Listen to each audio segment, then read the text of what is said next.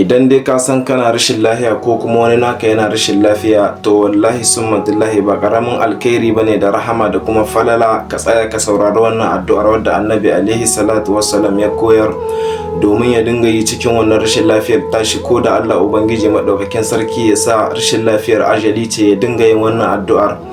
Wallahi idan Allah ya ɗauki ran shi, Allah zai karrama shi karramawa mafi karamci a ranar tashin alkiyama. Sako daga Annabi alaihi salatu wassalam, kai da kake rashin lafiya da kuma kai da kake da mara lafiya, Allah ubangiji madaukakin sarki ya sa ka tsaya ka saurari wannan sakon na Annabi alaihi salatu wassalam, ya sa ka fi karfin shaidan, sannan ka yi aiki da abin da Annabi alaihi salatu wassalam ya yi umarni da shi akan sakonninsa. Domin ya ce Allah ubangiji madaukakin sarki ka haskaka zuciyar duk wanda ya ga sako na ya kokarin tura shi gaba.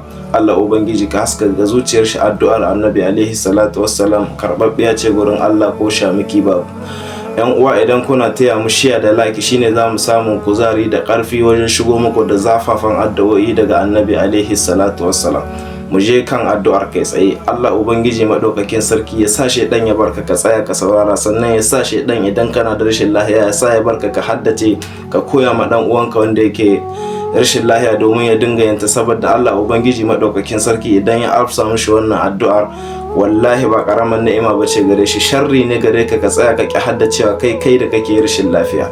Addu'ar ita ce kamar haka: idan baka da lafiya sai ka dinga cewa Allahumma aghfirli warhamni wa alhiqni bil rafiqil a'la. Wallahi idan Allah ya amshi wannan addu'ar, wallahi ba dai ka mutu a cikin wannan rashin lafiyar ba, face ka mutu dan aljanna.